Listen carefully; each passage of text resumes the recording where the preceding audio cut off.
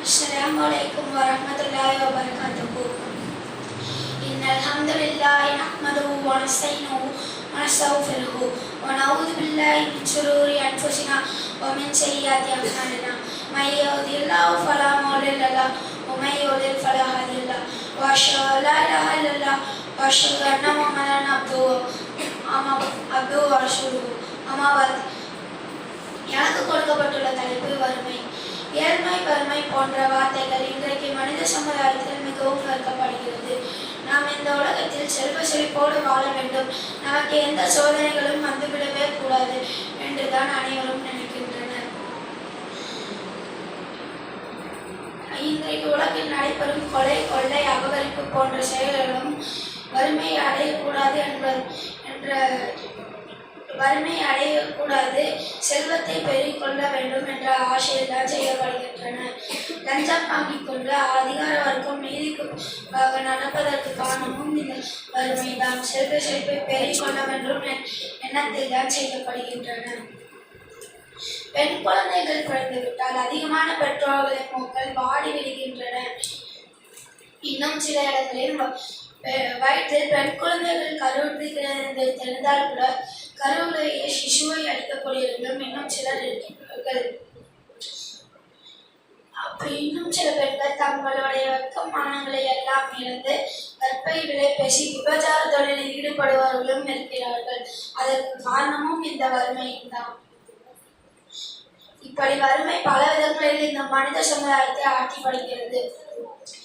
வறுமையின் மூலம் அச்சுறுத்தி இந்த மனித சமுதாயத்தை வழிகெடுத்து தவறான காரியங்களுக்கு அழைத்து செல்லக்கூடியவன் அல்லாஹ்வுடைய அபிஷேகத்தான் தான். இப்படி வறுமையின் காரணமாக இந்த மனித சமுதாயம் தளம்போரிடக்கூடாது என்பதற்காக அல்லாஹ்வும் அவனுடைய இறுதி தூதர் நபிகள் நாயகம் ஸல்லல்லாஹு அலைஹி வஸல்லம் அவர்களும் நமக்கு சிறந்த வழிகாட்டுதல்களை காட்டி சென்றுள்ளார்கள். வறுமை என்பது சிறப்பிற்குரியது அப்படின்னு பார்த்தோம்னா, வறுமை கஷ்டம் ஏற்பட்டால் அதனை சோதனை என்று விளங்காமல் இறைவன் நம்மை தண்டித்து விட்டான் என்று ஏராளமான மக்கள் நினைக்கிறார்கள். இன்னும் சிலர் இறைவன் நம் துவாக்களை எல்லாம் இருக்க மாட்டான், இது முசீபத் என்று எண்ணி கவலைப்படுபவர்களும் இருக்கிறார்கள். ஆனால் இஸ்லாமிய மார்க்கத்தை பொறுத்தவரை வறுமை என்பது சிறப்பிற்குரியது. மேலும் நபி ஸல்லல்லாஹு அலைஹி வஸல்லம் அவர்கள் கூறுகிறார்கள், நான் மெஹ்ராஜ் விண்ணுலக பயணத்தின் போது சொர்க்கத்தை எட்டி பார்த்தேன். அங்கு குடியிருப்போரில் அதிகமானவர்களுக்கு ஏழைகளை கண்டேன் என்று கூறுகிறார்கள். நரகத்தை எட்டி பார்த்தேன், அங்கு அதிகமானவர்களாக பெண்களை கண்டேன் என்று கூறினார்கள். மேலும் நபி ஸல்லல்லாஹு அலைஹி வஸல்லம் அவர்கள் கூறுகிறார்கள், பணக்காரர்களை உலகத்தின் 500 வருடங்களுக்கு முன்பாகவே ஏழைகள் சொர்க்கத்தில் நுழைவார்கள். 500 வருடங்கள் என்பது அல்லாஹ்விடத்தில் ஒரு நாளின் பாதி நாளாகும். எனவே வறுமை என்பது சிறப்பிற்குரியது. எனவே வறுமை என்பது இஸ்லாமிய கண்ணோட்டத்தில் சிறப்பிற்குரியது என்பதனை புரிந்து கொள்ள வேண்டும். ஆனால் பணக்காரராக இருப்பதும் இழிவானதல்ல. ஏழ்மைதான் சிறந்தது என்பதற்காக செல்வந்தராக இருக்கக்கூடாது என்பது பொருள்கள். பணம் இருந்தால் நரகத்திற்கு தான் போவார் என்று இல்லை. அந்த பணத்தை கொண்டு நாம் தான தர்மம் செய்தால் சுவனத்திற்கு செல்ல முடியும். அந்த பணத்தை கொண்டு தவறாக செலவு செய்தால் நரகத்திற்கு செல்ல முடியும் என்று நபி ஸல்லல்லாஹு அலைஹி வஸல்லம் அவர்கள் கூறுகிறார்கள். மேலும் ஒரு ஹதீஸ்ல சாலிஹ் பின் சஅத் ரலியல்லாஹு அன்ஹு அவர்கள் அறிவிக்கிறார்கள், நபி ஸல்லல்லாஹு அலைஹி வஸல்லம் அவர்களின் அருகில் பணக்கார மனிதர் ஒருவர் செல்கிறார்கள். அப்போது நபி ஸல்லல்லாஹு அலைஹி வஸல்லம் அவர்கள் தம் தோழர்களிடம் கேட்கிறார்கள், இவரை பற்றி நீங்கள் என்ன கருதுகிறீர்கள் என்று கேட்டார்கள். அப்போது தோழர்கள் கூறுகிறார்கள், இவர் பெண் கேட்டால் இவருக்கு மனமுடித்து வைக்கவும், இவர் பரிந்துரைத்தால் அதனை ஏற்கவும், இவர் பேசினால் செவிசாய்க்கப்படவும் இருக்கக்கூடிய தகுதியான மனிதர் என்று கூறினார்கள். அப்போ சிறிது நேரம் நபி ஸல்லல்லாஹு அலைஹி வஸல்லம் அவர்கள் மௌனமாக இருந்தார்கள்.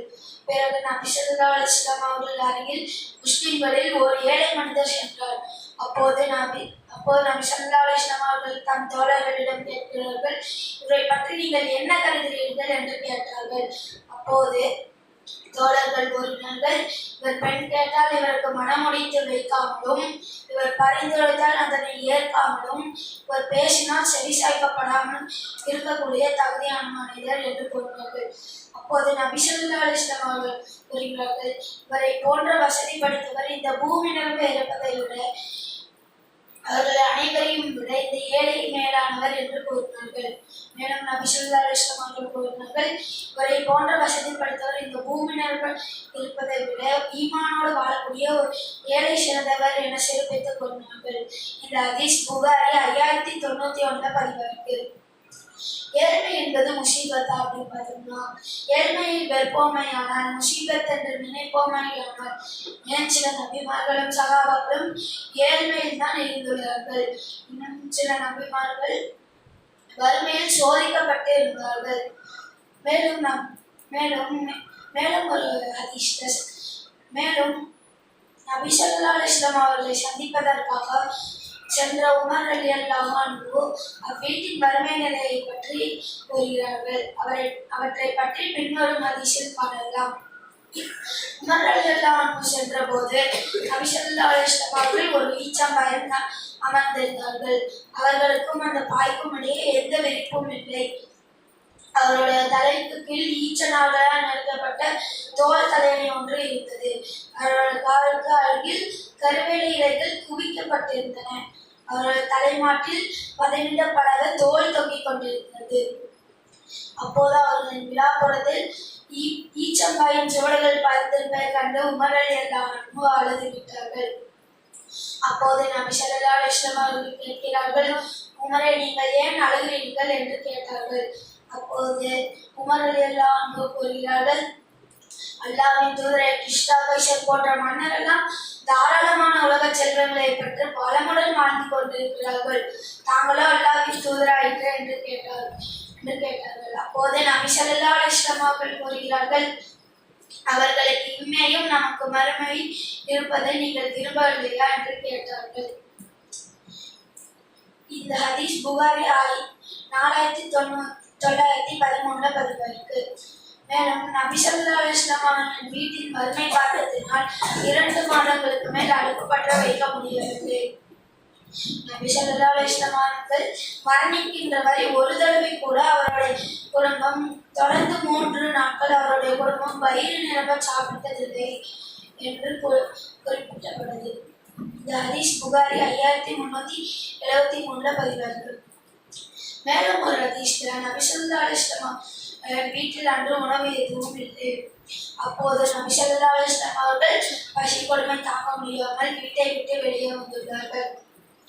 அப்போது அவர்கள் சென்று கொண்டிருந்த போது அபூபக்கர் ரலியல்லாஹு அன்ஹு அவர்களை சந்திக்கிறார்கள்.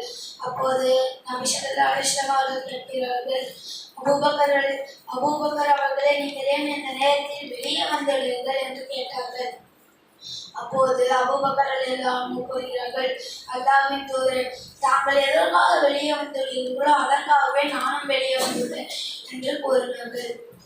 அதற்கு நபி ஸல்லல்லாஹு அலைஹி வஸல்லம் அவர்கள், சரி வாருங்கள், இருவரும் நடக்கலாம் என்று கூறினார்கள். அவர்கள் சென்று கொண்டிருந்த போது உமர் ரலியல்லாஹு அன்ஹு அவர்களை சந்திக்கிறார்கள். அப்போது நபி ஸல்லல்லாஹு அலைஹி வஸல்லம் அவர்கள் கேட்கிறார்கள், உமரே, நீங்கள் ஏன் இந்த நேரத்தில் வெளியே வந்துள்ளீர்கள் என்று கேட்டார்கள். அப்போது உமர் ரலியல்லாஹு அன்ஹு கூறுகிறார்கள், அல்லாஹ்வின் தூதரே, தாங்கள் இருவரும் எதற்காக வெளியே வந்துள்ளீர்களோ அதற்காகவே நானும் வெளியே வந்துள்ளேன் என்று கூறினார்கள். இவர்கள் மூவரும் இஸ்லாமிய உலகத்தின் முப்பெரும் ஆளுமைகள். ஆனால் அன்றைய தினம் அவர்கள் வீட்டில் உணவு எதுவும் இல்லை என்பது எவ்வளவு கவலைக்குரிய விஷயம் அல்லவா? அப்போது அபு ஐஷா அல் அன்சாரி ரலியல்லாஹு அன்ஹு என்ற நபித்தோழரின் வீட்டில் அவர்கள் மூவருக்கும் விருந்து வழங்கப்பட்டது. அங்கு பலவிதமான பேரிச்சம்பழங்கள், ரொட்டி, ஆட்டிறைச்சி, குளிர்நீர் போன்றவையெல்லாம் வழங்கப்பட்டன. அவற்றை உண்ட பின் நபி ஸல்லல்லாஹு அலைஹி வஸல்லம் அவர்கள் கூறுகிறார்கள், மறுமையின் விசாரணையின் போது இந்த அருட்கொடைகளை குறித்து அல்லாஹ் நிச்சயம் விசாரிப்பான் என்று கூறினார்கள். அதாவது சற்று முன் நாம் மூவரும் பசியோடு இருந்தோம். இப்போது நமக்கு உணவு கிடைத்துள்ளது. எனவே இந்த உணவு கிடைத்தமைக்காக நாம் இறைவனிடம் நன்றி செலுத்தினோமா, புசிக்கும் போது வீணடித்தோமா என்று கூறினார்கள். அதனை செவியுற்ற உமர் ரலியல்லாஹு அன்ஹு ஆச்சரியமாக நபி ஸல்லல்லாஹு அலைஹி வஸல்லம் அவர்களிடம் இறைவன் இந்த அருட்கொடைகளை குறித்துமா விசாரிப்பான் என்று ஆச்சரியமாக கேட்டார்கள். அப்போது உமர் ரலியல்லாஹு அன்ஹு கூறுகிறார்கள், அல்லாஹ்வின் தூதரே, நாம் புசித்த உணவு அசுத்தமாகவும் நாம் அருந்திய தன் சிறுநீராகவும் உடலிலிருந்து வெளியேறிவிடுகிறது. இதனை குறித்துமா மறுமையில் அல்லாஹ் விசாரிப்பான் என்று கேட்டார்கள். அப்போது நபி ஸல்லல்லாஹு அலைஹி வஸல்லம் அவர்கள் கூறுகிறார்கள், ஆம், எனது உயிர் யார் கைவசம் இருக்கிறதோ அந்த இறைவன் மீது ஆணை, நிச்சயமாக அல்லாஹ் இந்த அருட்கொடைகளை குறித்து விசாரிப்பான் என்று கூறினார்கள். இந்த ஹதீஸ் முஸ்லிம் 4143 பதிவாயிருக்கு. மேலும் இது ஷைத்தானின் செயல். வறுமை பற்றிய பயத்தையும் இறைவன் மீது அதிருப்தியையும் ஏற்படுத்துவது ஷைத்தானின் செயல். அல்லாஹ் தன்னோட திருமறை குர்ஆன்ல கூறுகின்றான். அத்தியாயம் 2 வசனம் 222 கூறுகின்றான், அஷ்-ஷைத்தானு யஹீதுகுமுல் ஃபக்ர பில் மக்சாஹி வயஅமுருக்கும் பில் மக்சாஹி வல்லாஹு யஹீதுகும் மக்ஃபிரத்தன் மின்ஹு வ ஃபضلا வல்லாஹு வாஸிஉன் அலீம். ஷைத்தான் வறுமை பற்றி உங்களை பயமுறுத்துகிறான், வெட்கக்கேடானதை உங்களுக்கு தூண்டுகிறான்.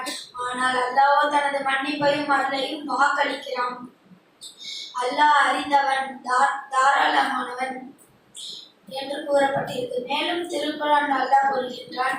அத்தியாயம் 13 வசனம் 26 கூறுகின்றான், தாம் நாடியோருக்கு அல்லாஹ் செல்வங்களை தாராளமாகவும் வழங்குகிறான், குறைத்தும் வழங்குகிறான். ஆனால் மக்கள் இவ்வுலக வாழ்க்கையின் மூலம் மகிழ்ச்சி அடைகின்றனர். ஆனால் மறுமையுடன் ஒப்பிடும்போது இவ்வுலக வாழ்க்கை அற்ப சுகம் தவிர வேறில்லை என்று கூறினார்கள். மேலும் அபு ஹைஸம் அல்-அன்சாரி அபு ஸைத் ரலியல்லாஹு அன்ஹு அவர்களுடைய வறுமை பற்றி நபி ஸல்லல்லாஹு அலைஹி வஸல்லம் அவர்களிடம் முறையிட்டார்கள். அப்போது நபி ஸல்லல்லாஹு அலைஹி வஸல்லம் அவர்கள் கூறுகிறார்கள், அபு ஸைத் அவர்களே, பொறுமையை மேற்கொள்ளுங்கள்.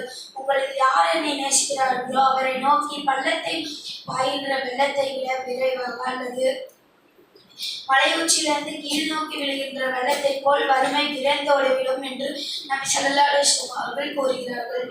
அறிவிப்பாளர் ஸைத் பின் அபு ஸைத் ரலியல்லாஹு அன்ஹு. இந்த ஹதீஸ் அஹ்மத் 10952 பதிவாயிருக்கு. மேலும் நபி ஸல்லல்லாஹு அலைஹி வஸல்லம் அவர்கள் கூறுகிறார்கள், ஒரு அடியான் என் செல்வம் என்று கூறுகிறான். ஆனால் அவனுடைய செல்வத்தில் 3 மட்டுமே அவனுக்குரியவை ஆகும். அவன் உண்டு கழித்ததும் அல்லது உடுத்தி கிழித்ததும் அல்லது சேமித்துக் கொண்டதும் மட்டுமே அவனுக்குரியவை ஆகும். மற்றவை எல்லாம் கைவிட்டு செல்லக்கூடியவை ஆகும் அல்லது மக்களுக்காக விட்டு செல்லக்கூடியவை ஆகும் என்று நபி ஸல்லல்லாஹு அலைஹி வஸல்லம் அவர்கள் கூறுகிறார்கள்.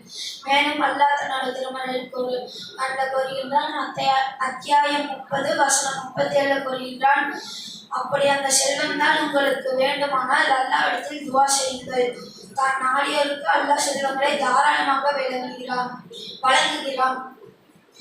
நம்பிக்கை கொள்ளும் சப்தத்தில் இதில் பல சான்றுகள் உள்ளன. எனவே வறுமை என்பது நமக்கு ஒரு வரப்பிரசாதம் என்பதை உணர்ந்து சத்திய நெறி தவறாமல் வாழக்கூடிய மக்களாக நம்ம ஏற்படுவானாக. வாய்தான வல்ஹம்துலில்லாஹி ரப்பில் ஆலமீன். அஸ்ஸலாமு அலைக்கும் வரஹ்மத்துல்லாஹி வபரகாத்துஹு. மாஷா அல்லாஹ்.